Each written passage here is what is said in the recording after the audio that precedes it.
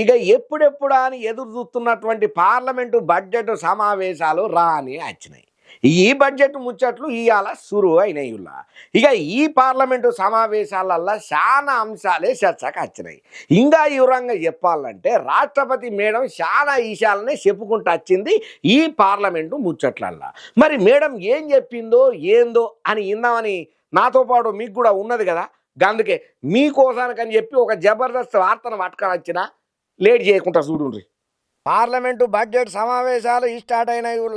ఉభయ సభలను ఉద్దేశించి రాష్ట్రపతి ద్రౌపది ముర్ము మేడం ప్రసంగన చేసింది. తొందరలోనే భారత్ ప్రపంచంలోనే 3వ అతిపెద్ద ఆర్థిక వ్యవస్థగా ఎదుగుతుందని చెప్పి కూడా అన్నది. ఇక కుంభమేళాల ఏడైతే తొక్కిసలాట అయ్యిందో ఆ చనిపోయినటువంటి భక్తులకైతే నివాళులను అర్పించింది. అయ్యా ఒకే దేశం ఒకే ఎన్నిక మీద దృష్టి సారించినామని చెప్పుకుంటా వచ్చింది. ఇక ఇంకా ద్రౌపది ముర్ము మేడం ఏమేం మాట్లాడుకుంటూ వచ్చింది ఈ పార్లమెంటు సమావేశాలలోనంటే, స్పోర్ట్స్ నుంచి స్పేస్ వరకు భారతదేశం వేగవంతంగా దూసుకుపోతున్నది. విద్యారంగం మీద ప్రభుత్వం ప్రత్యేక శ్రద్ధను చూపుతున్నది. 70 ఏళ్లు భయపడ్డ వాళ్ళందరికీ కూడా ప్రభుత్వం ఆరోగ్య బీమాను అందిస్తున్నది. నేషనల్ రీసెర్చ్ ఫౌండేషన్ ను ప్రారంభన చేసినాం. దేశంలో పౌర విమాన యాన రంగం అభివృద్ధి చెందుతున్నది. ప్రభుత్వ సంక్షేమ పథకాలు పేదలకు లబ్ధిని చేకూరుతున్నాయి. ఇక ఈ గవర్నెన్స్ కు ప్రాధాన్యతను ఇస్తున్నాం. ప్రభుత్వ ఉద్యోగులు కూడా మధ్యతరగతోళ్లే.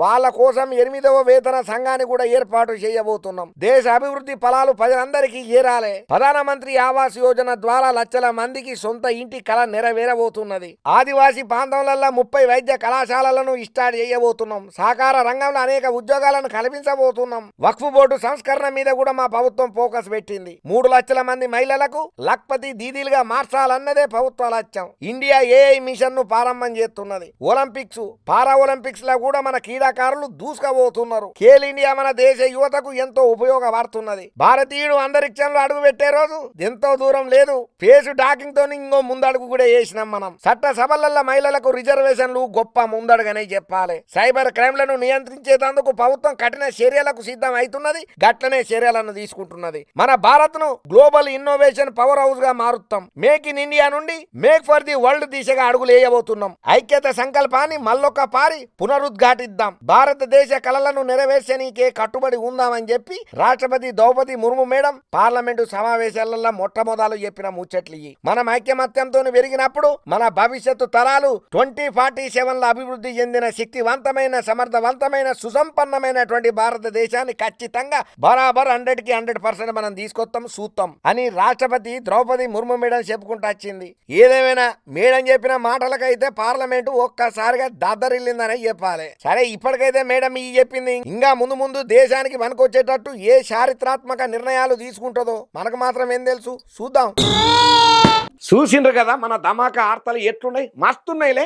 ఇంగిని మంచి మంచి ఆర్తలతోని నేను మళ్ళా కలుతూనే ఉంటా, చూస్తూనే ఉండుండ్రు. అప్పటిదానిక మన మెగా9 టీవీని అన్నట్టు ఎప్పుడు మర్చిపోయినా. మన ధమాకా దుమ్ము దులిపే ఆర్తలు మీకు నచ్చినాయి కాబట్టి మీకు దండం పెడితే ఈ వీడియోని లైక్ చేయండి, షేర్ చేయండి. మీకేమనిపిస్తే అది కామెంట్ చేయండి. అట్లనే మన మెగా9 ఛానల్ని సబ్స్క్రైబ్ చేసుకోడు అమ్మతోడు అస్సలే మర్చిపోకుండ్రి. ఉంటాం మళ్ళా.